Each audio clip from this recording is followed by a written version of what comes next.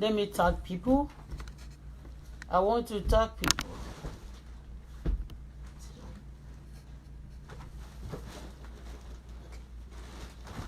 Kò ní dá fún gbogbo wọn tó olórí burúkú wọn.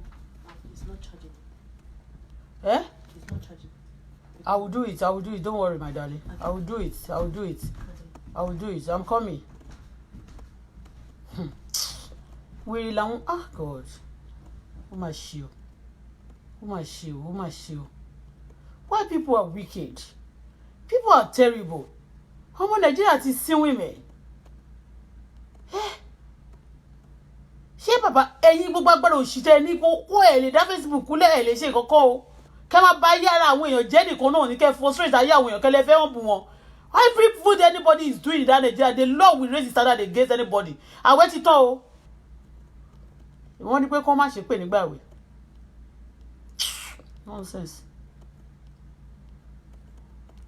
Mo dá sọ̀rọ̀ Barrister lẹ́ẹ̀kan. Ìgboro gbogbo máa tún ṣe dẹkùn ìgboro máa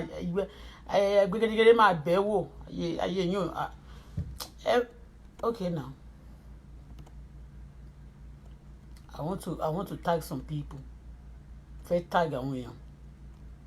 Kí ló dé gan-an? Kí ló dé gangan Alhaji? Kí ló dé gangan tẹ́ fi da orí Facebook rú mẹ́? Kí ló ṣe yín gangan? Ṣé yìí jọ́lọ́hun ni? Kí ló dé ń dorí Facebook rú? Abẹ̀yìn títí apọ̀yìn lé títí kí ló ṣẹlẹ̀ gangan? I don't know bá yín jà o kò ń sọ̀rọ̀ ìjà o. But kí ló dé ń dorí Facebook rú? Ẹ ń dorí Facebook rú náà ẹ dẹ̀ ń ṣe politics ṣé nǹkan tí politics ní wà about kìíní nìyẹn? Kẹ́ẹ̀kan máa di kí ẹ da fọ́pọ̀ mọ́yọ̀ kẹ́ẹ̀dá gbọ̀ǹkan rú ṣá kí ló ṣẹlẹ̀ gangan? Nonsense. I will pray. I want to tag people. I want to tag people. Gbogbo ní Facebook ń dàrú ẹ̀dẹ̀ ń dẹ́mọ́ ìyẹn Àbíkẹ́ náà Jagaban kò jẹ́ kó rí pé wọ́n kàn ń dà á láàmú wọ́n kàn máa pa ẹ́ fọ́mọ ẹni wàá rí pé wọ́n máa ní wọ́n tiẹ̀ lẹ́yìn. They disturbing your life. Wọ́n ti rí pé oníyàwó ní bàbá ó ṣe bí kíní ó ṣe bí kíkan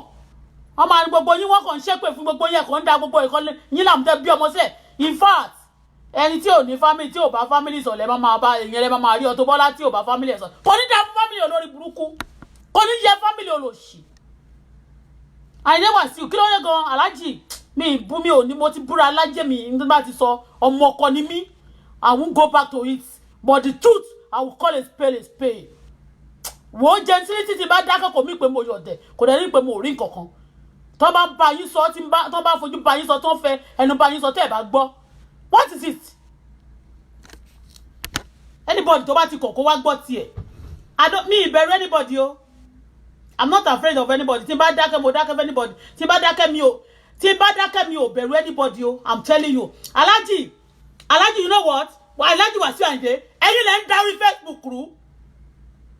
Ẹ̀yin lẹ ń dá yé àwọn èèyàn ní àmú. Wasiu Ayinde, you are the one doing that rubbish.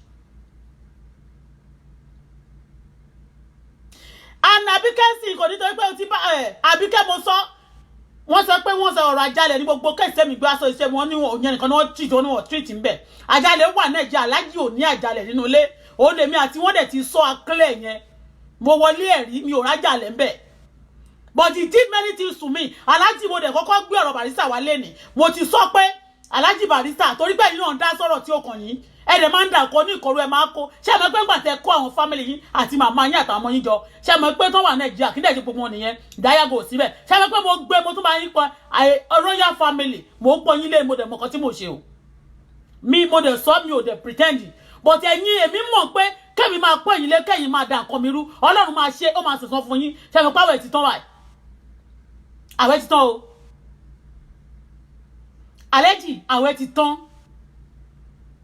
gbogbo ìjà tó ń ṣẹlẹ̀ lórí social media pátá ẹ̀yin lẹ ń plan ẹ̀ gbogbo ẹ̀ láti A to Z. Ìyẹ̀wé yẹn ó bú mi ẹ̀yin lẹ jẹ́ kí ìgbà tẹ́ gbéṣẹ́ lọ fún tó ló bú mi tẹ́ fẹ́ kó ṣọ̀tọ̀ pẹ́nu mi ló bẹ̀ sí bú mi Àbíkẹ́ náà bú mi mo bú tèmi padà ẹ̀yin lẹ gbéṣẹ́ fún torí ìjà yìí ni wọ́n ń gbé Àbíkẹ́ náà mo ti sọ fún Ìyẹ̀wé rí pé Àbíkẹ́ ń gbé ìjà Wasiu Ayinde ńjọ́ mo dẹ̀ gbọ́ èmi ò tiẹ̀ tí gbọ́ ṣàtìyẹn rí mi ò tí gbọ́ rìkọ́dì yẹn rí tẹ́lẹ̀tẹ́lẹ̀ ní ìgbà tí Ìyẹ̀wé tó ń play gbogbo àwọn recording yẹn mo gbọ́ pẹ̀lú etí mi ipe wọn àwọn ọmọ ẹlí yìí ó ń tako Wàsíù Àyìndé ó ń bá Wàsíù Àyìndé jà àdèmá nígbà àmàbà mo fẹ́ gbé Àbíkẹ́ ojú ẹgbẹ́ àbúrò mi ò tó ẹgbẹ́ ẹni tó tẹ̀lé mi o tó tọ́jú bá jẹ́ wá bẹ́ẹ̀ sọ nǹkan kan lẹ́yìn wo tó bá pẹ́ fún àwọn ọmọ ẹ wọ́n fi àjí àwọn ọmọ ẹ I'm telling you mo gbé ọ̀rọ̀ Aláàjì wá ní èní òní mo sọ fún yín yẹn mo gbé wá ọ̀pọ̀ ọ̀rọ̀ Barrister ẹgbọ́n bó ṣe ni wọ́n bẹ̀rẹ̀ láti ọ̀dọ̀ Barrister story nìyẹn náà wọ́n bẹ̀rẹ̀ látọ̀dọ̀ Barrister mo dẹ̀ fi etí mi gbọ́ pé Barrister láwọn love Wàsíù Àyìndé wọ́n dẹ̀ ti sọ lójú mi náà rí nínú kẹ́sẹ̀ tí mo ti rí o tí mo sọ pé gbàtàn ní olórí wáyé wọ́n love wọn but wọ́n kù náà àwọn ọmọ wọn náà sọ̀rọ̀ oríṣiríṣi pé àwọn Wàsíù Àyìndé kò love àwọn ọmọ wọn kò ṣe nǹkan kan náà ayé láti bá ṣùgbọ́n ẹ jẹ́ kí n sọ fún yín whatever you sow you reap kì í ṣe nǹkan tí wọ́n ṣe ní wọ́n fi ìfìfẹ́ wọn tí wọ́n yẹ kò sẹ́nibọ̀dì tó lè dé ilé Wàsíù Àyìndé ń sìn kó wọlé o èmi Fìjàbí pè mí pé kí n wá Pàlájì ń pè mí wọ́n kàn fẹ́ yan ẹ̀bọn sí mi pé tí n bá wá sí patí àwọn dìbò lọ́wọ́ tó máa fi finish mi mo dẹnu ọ̀nà lé wọ́n jà yẹn wọ́n kọ́ọ̀kì bọ́n wọ́n ní káwọn security kọ́ọ̀kì bọ́n sí mi ẹ̀ ń gbọ́dọ̀ mi bẹ́ẹ̀ yẹn mi ò ní mi irúlé tó ti lé ti Àyìndé o bọ̀ mo ní kékeré wọn ò jẹ́ kí n fi àlàáfíà gbé bẹ́ẹ̀ Màláíkà ò lè dá nìkan fìyà jẹ mí MC kan kò ń ṣèyàn burúkú Aláàjì Àyìndé ló ní kí gbogbo wọn kọ́ndì pẹ̀lú mi mo dẹ̀ mọ́rísì tí mo dẹ̀ ń sọ pé Aláàjì mo ń fa mọ́ra mo ń pọ́n lé my sweetheart my everything téèyàn bá ti pọ́nyàn lé ó máa ń pọ̀ rẹ̀ lé ni ó dẹ̀ máa ń ṣe àwẹ̀ tán o bẹ́ẹ̀ ni mo fẹ́ kí àwẹ̀ tán torí àjọ sọ̀rọ̀ nígbà tí àwẹ̀ yẹn bẹ̀ tí mo dẹ̀ ń ṣẹ́ èpè tí mo dẹ̀ ń dárúkọ sílẹ̀ àlámàlẹ́kà torí wọ́n bẹ̀ níṣẹ́ irú ó fi tọmọ jẹ́ àmì wọ́n bẹ̀ níṣẹ́ dẹ́rù tòrútòrú ó dẹ̀ jẹ́ fún mi àwẹ̀ ti tán sí o ẹ lọ gbé agbádá ògùn yín kẹgbẹ wọ̀ ẹgbẹ́ agbádá agbára yín kẹgbẹ wọ̀ kẹ bá ti polówó ọjà kẹni kọ́ má bá mi ra o tẹ bá ti ṣe kẹni kọ́ má ṣe kọ̀ọ̀kan fún mi lágbára Wàsíù Àyìndé ogun àwọn kiri gbogbo nǹkan tẹ níyẹn ẹ máa fílẹ̀ ní ọjọ́ kan ẹ máa lọ honestly speaking kẹ́ẹ̀dá nǹkan ní ìkọrúkọ ìfẹ́ rẹ̀ pé fẹ́ máa yọ àwọn ọmọ yẹn á jẹ́ I'm telling you ẹ ń ṣe gbogbo ìkà ẹ dá gbogbo ìgboro ayérú oh my God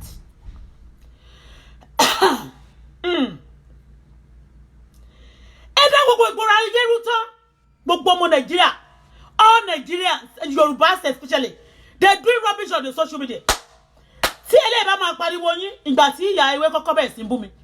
ṣebí nígbà tí ẹ gbé lọ Nàìjíríà kí ló tún ṣẹlẹ̀ ń sìn mo pariwo fún ẹgbẹ́ ìgbà pé wọ́n máa gbé díẹ̀ nǹkan tí mo sọ tòótọ́ ni bẹ́ẹ̀ ni téèyàn bá èèyàn kìíní gílò kókó má mèso ẹ̀ mo mọ itú tẹ́ ẹ pa fún èmi Bọ́lá mo mọ itú tí ẹ pa Màláíkà ò lè fi mí pa itú kan but ẹ ti believe pé Nigeria belongs to you it never belongs to you United Nations ló ṣe kéèsì mi ẹ lè máa pè mí United Nations again United Nations is washing ẹ lè sọ pé ní ẹnu kẹrẹ pé ní èèyàn ní gbogbo Canada gbogbo àwọn tó wá ń ṣọ́ mi nínú ilé gbogbo àwọn tẹ̀yàn sí mi gbogbo pátápátá ni wọ́n wà record gbogbo pátá náà wà noted ẹgbọ́ and Canada is not a country like Nigeria that ẹ ti gbé gbogbo agbára Nàìjíríà tó wà lọ́wọ́ yín simply because ẹ mọ Jagaban wọn ò ṣe mí o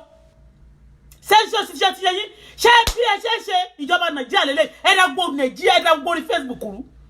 kí ló ṣẹlẹ̀ sí ìyẹ̀wé tí ọkùnrin ẹni wọ́n fẹ́ ń bù ẹ̀ kò sí ìyá láyà mo sọ ní lórí Facebook rẹ kò sí bàbá làbàbá anybody Aláàjì ẹ̀yin kò lè ń bù mí ẹ̀ ń gbọ́ ọ̀rọ̀ ilé mi ò kàn ní ṣe pé mo ti gbé ti Aláàjì Barrister sí ní àárọ̀ mo kọ́kọ́ treat ẹ̀ mo fẹ́ kí aago 12 lù Nàìjíríà àwẹ̀ ti tán pátápátá ọdún Iléyá la wà báyìí àmì ọdún ìkíni àwẹ̀ la wà báyìí mo kọ́kọ́ treat kéèsì Aláàjì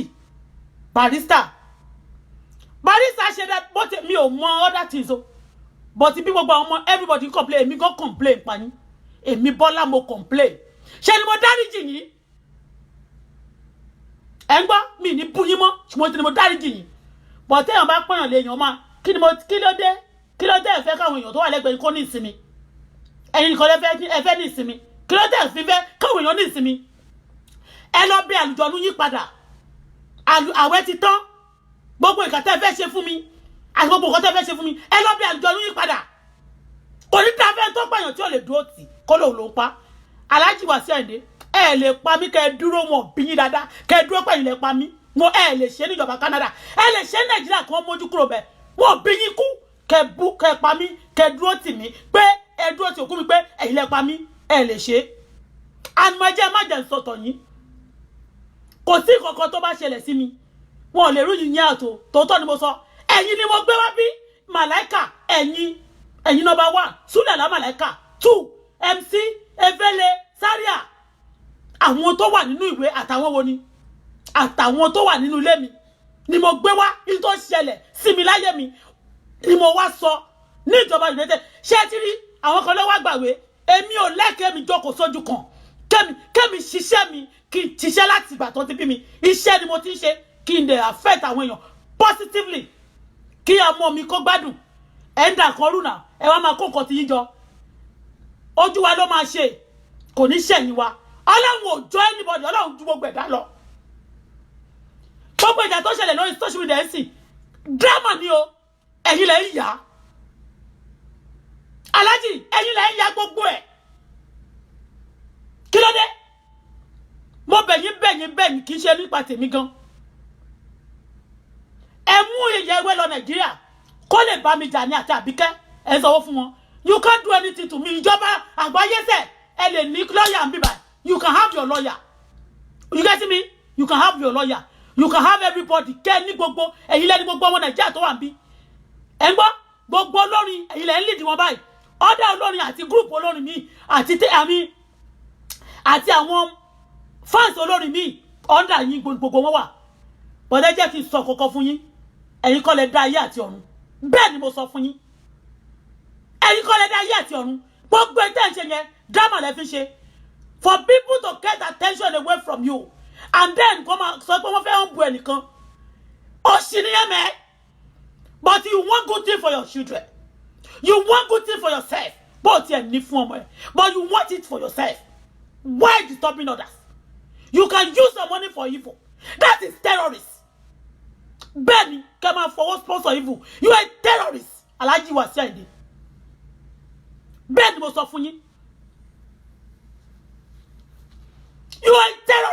terrorist ló ń wà bẹ́ẹ̀ ṣe ń wà yẹn kí obìnrin yẹn náà tó wá gbé tó gbé ọ̀rọ̀ mi mẹ́nu nígbà yẹn ẹ gbé lọ sí Nàìjíríà kí ló dé ń sìn ìgbà tó máa bẹ̀rẹ̀ pẹ̀lú Àbùkẹ́ tó máa bẹ̀rẹ̀ sí sọ pé peace dàrú náà ẹ̀yin náà náà bẹ́ẹ̀ ṣe ń bá òun sọ̀rọ̀ nígbà yẹn ẹ̀ ń bá sọ̀rọ̀ àbí kẹ́ni káwọn kan máa bá sọ̀rọ̀ kẹ́ni kó máa gbé iṣẹ́ kan fún kó lè máa fẹnu kọ ẹ̀yin náà lè máa ní kó máa gbé iṣẹ́ burúkú fún kó máa lè láwọn ọba kan ló ṣe kò yára ẹ̀ ń brave gbogbo àwọn iṣẹ́ mi kan máa pè mí pé kẹ́mi wá ṣe kẹ́mi máa sọ̀rọ̀ máa pè ṣé wọ́n fún mi lọ́wọ́ ni ẹni tó bá kọ́kọ́ béèrè pé kí wá sọ̀rọ̀ máa ní pé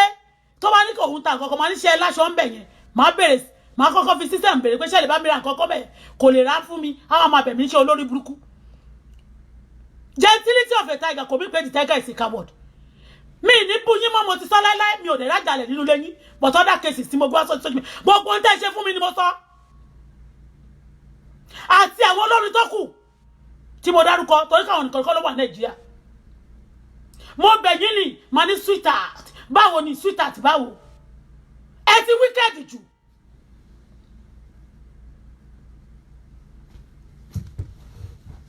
ẹ wicked oníbọ̀sán yẹn àwọn èèyàn tó wá ń ṣọ́ mi nílé Wàsíù tó lòun wá gbà sẹ́lọ̀mù ń bí gbogbo àwọn tẹ́ni kó máa ṣọ́ mi ọ̀rẹ́ Clint gbogbo pátá gbogbo ni mo notice every plan yín kò lè come to pass nínú life mi let me tell you if I'm not talking to any mama anybody tó bá lòun àdúrà to me Nigeria any family in Nigeria if they are good to me I will talk to them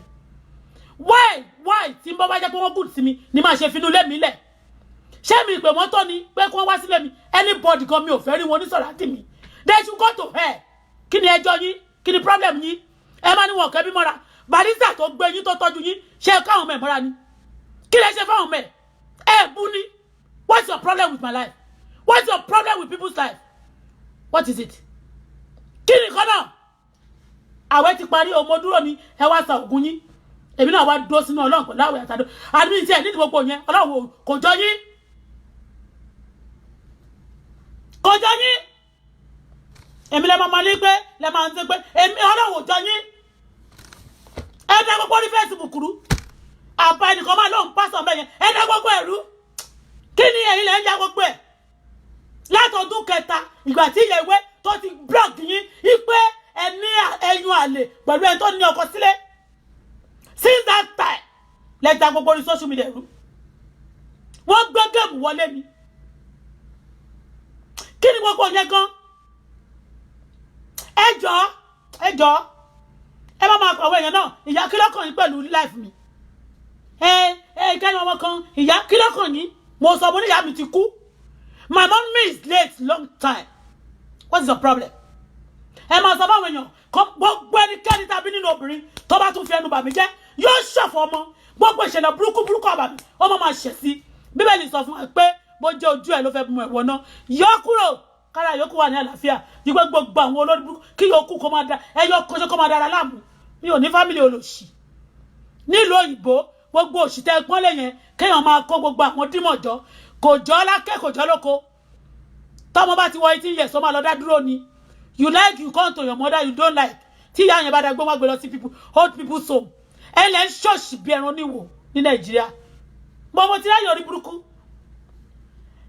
ẹ máa ní ẹ kọ́ máa bá ṣe kankan ẹ máa ní kọ́ máa pè mí lóròrù you are the one màlẹ́kà kò ní gbogbo àti burúkú yẹn ilé ní burúkú heart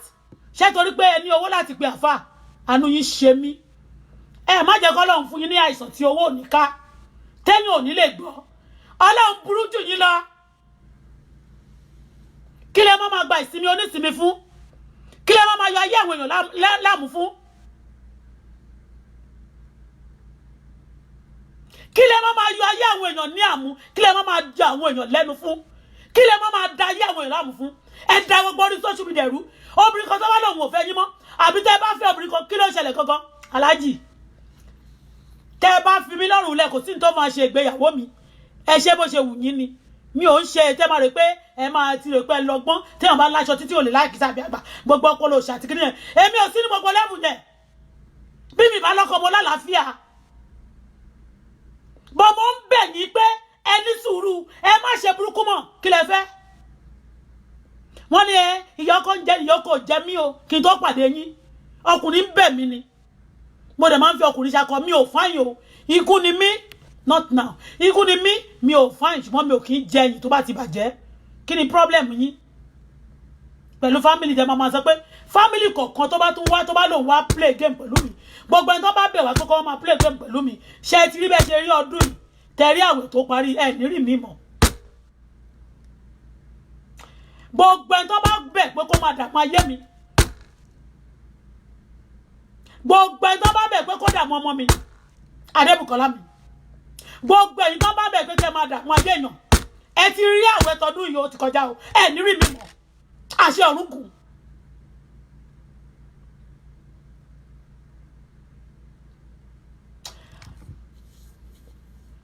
èṣù gan ò dájú tó ẹlòmíì ní Nàìjíríà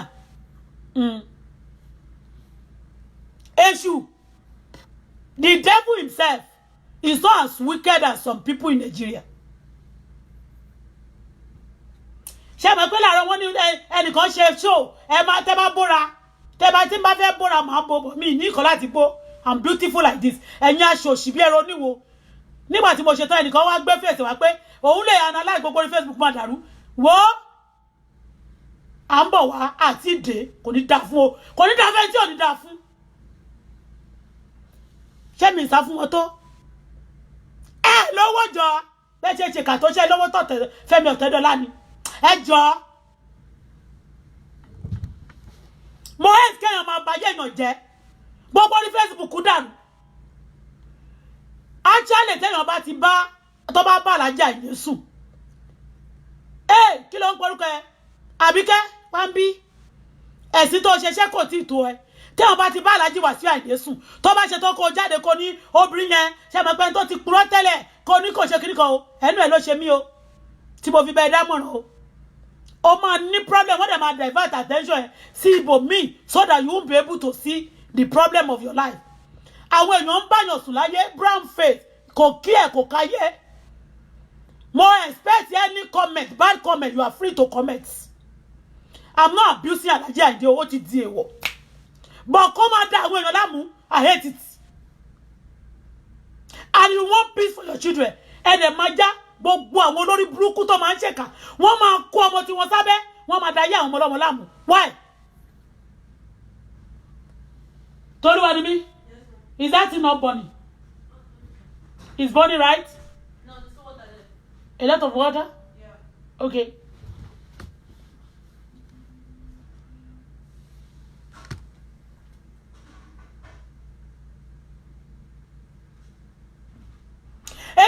láìkí ẹ̀ kéèyàn máa ba ayé èèyàn jẹ́ kó máa dà àwọn èèyàn láàmú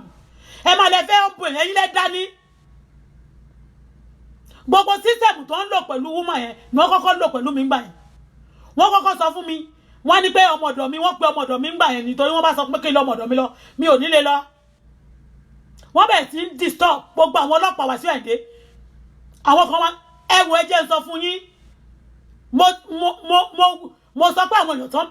ẹ̀wù ẹ̀jẹ̀ sọ fún yín mo bẹ̀ yín ẹ̀ gbọ́ ni ẹ̀ gbọ́ torí mo bìlí pé téèyàn tó bá fẹ́ràn èèyàn tó bá tiẹ̀ jẹ́ pé ó fẹ́ ni kò ṣe pé ó máa hàn tiẹ̀ you want me torment me for what lórí level wo lórí simply because ẹni tẹ́ bá ti fẹ́ ẹ máa torment ẹ kò gbúdọ̀ marry ẹ tó bá ti ní má marry tí ọ̀dẹ̀ ní mi fẹ́ ó máa ṣòfò ní lójú ayé ó máa ṣòfò sọnù ní gbogbo tó bá ní lọ́jọ́ ayé ó máa bàjẹ́ mọ́ lójú gbogbo ẹni tí ò ní mi fẹ́ tó dẹ̀ ní mi ò ní fẹ́ ọkọ àbí tó máa ṣe pé tóun wọn máa fẹ́ ẹni tó bá wù kiri tó bá lè mi ò ní fọkọ àbí òun ò ní rí jẹ́ kí yóò súnmọ́ mi gbogbo tó bá ní lọ́jọ́ ayé ẹ̀ tó ń dùn mọ́ nínú ó máa bàjẹ́ mọ́ lójú mi ò mọ nǹkan náà gbogbo tó ní lọ́jọ́ ayé ẹ̀ tó ń paláyọ̀ ó máa bàjẹ́ mọ́ lójú gbogbo ẹni tí ò ní mi fẹ́ tó dẹ̀ ní ọkùnrin ò ní súnmọ́ mi èèyàn kan ò ní súnmọ́ mi òun máa fàyè ní mi lára títí ó máa kú sínú agony àtúkún tán ẹ̀yìn ẹ̀ ò ní da ojú ẹ̀ máa bàjẹ́ gbogbo nǹkan tó ti ibi tó ti gba ìdè láyé ọlọ́run mi ò jẹ́ kí ẹ̀dá bẹ̀ tó bá jẹ́ pé ẹni tó pa yìí ní kó kọjá kó tẹ́ kọjá bí wàsá bó ṣe máa rí nìyẹn èmi ò kí ẹ o anybody can comment anything you want and he said collect your lawyer associate ẹ pé gbogbo Nigeria union àwọn tó wà ní Canada kẹ́ pé wọ́n jọ kẹ́ni kọ́ máa tẹ̀lé mi kọ́ máa ṣọ́ mi tí wọ́n bá pa mí tó bá lè dúró pé wọ́n ló pa mí you a bastard.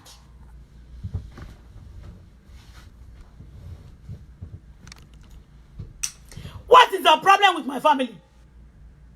Are you okay with your family? Kí ni ẹjọ́ yín pẹ̀lú family mi? Kí ni problem yín? Pẹ̀lú ayé àwọn èèyàn. Ẹ máa ní kọ́ ọmọdọ̀ gbogbo wọn mo dá kọjá Ọlọ́run ló mú ìyẹ̀wé o. Àṣàbí Ọlọ́run ló mú ẹ. Ò ń gbọ́? Ọlọ́run ló mú ẹ ṣé ó mú stress wọn fún ẹ. Thank God today I delete you and I went out also to clear you from some things. Bẹ́ẹ̀ni. Ṣé mo pé mo sọ mo ní nákwana o ìnákwana àkàlà má yọjú ọ̀rẹ́ ojú ẹni ló yọ ọ̀rọ̀ ọlọ́rọ̀ kò máa ní dá tèmi o tèmi tó mi lẹ́rù ẹ má dínkù. You can see that I deleted all your chat I did for you I deleted it because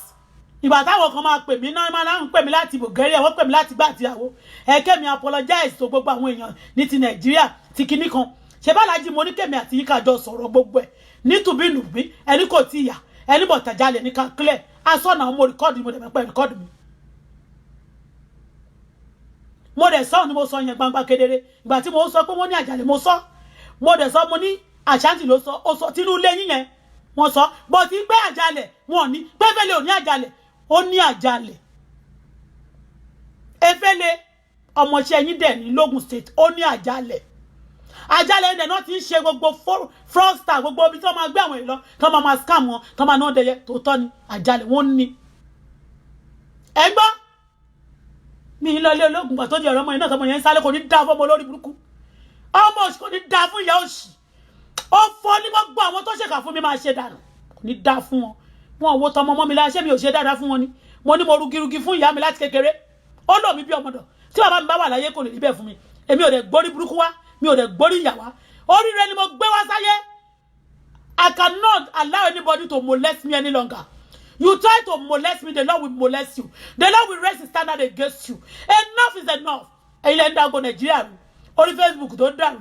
tí wọ́n sọ pé gbogbo ọmọ Nàìjíríà ní gbogbo àgbáyé wọ́n ṣe kí ni ọmọ Yorùbá wọ́n ṣe ẹ̀yin ní aláàjì ẹ̀yin ní. Mo sọ fún yín náà mo máa ń sọ màá tún sọ nínú voice message màá send ẹ̀ sí yín. Lẹ́ni wọ́n lè sọ pé ẹ̀rọ yẹn kò gbẹ́nu ẹ̀ ọ̀rọ̀ Barrister kò gbẹ́nu ẹ̀ ṣé Barrister náà sọ nǹkan tó jáde lápẹ́ èèyàn kì í sọ síbẹ̀ kò kú síbẹ̀ igbe àwọn ò ní lè sọ lójú president wọ́n ìdá àwọn máa lọ ṣe sínú kẹsẹ̀tì wọ́n ń ṣe coward ni I'm not a coward as well I respect people but let people live their life you are living your life the way you want gbogbo ìyàwó tó lọ́kọ sílé lẹ́ ń fẹ́ ètò níyí tí ò lọ́kọ ẹ fẹ́ gbogbo wọn ló kúrò lé ọkọ. Kí ni túmọ̀ yẹn? I'm a spiritual person, I'm a Christian, no. mo dẹ̀ mọ̀ kan tó obtain gbogbo yín tẹ́ ṣe burúkú fún mi lè mọ dárúkọ ẹni tó bá ná ẹ̀ ti ẹ̀bẹ́ anybody rẹ kó wá attack mi ta ló wọ́n bí alẹ́ anybody kú wọ́n bí anybody rẹ kó attack mi. Àṣàbí o wọ́n kọrin fún ẹ lóríṣiríṣi ò ń gbọ́ wọ́n máa gbéṣẹ́ wá fún ẹjẹ́ wá jẹ tán níbi kankan èèyàn kì í gbọ́n tán o ọmọdé gbọ́n àgbà gbọ́n ìyẹn náà fi dá Ilé Ifẹ̀ ò ń gbọ́ o ò lè bí mi o máa fi o dàbí ẹ̀gbọ́n mi tí mo tẹ̀lé ni okay respect is reciprocal give and take ni tán bá fún ẹ láwọn iṣẹ́ pé kó máa blog wọ́n fún ẹ ní wrong direction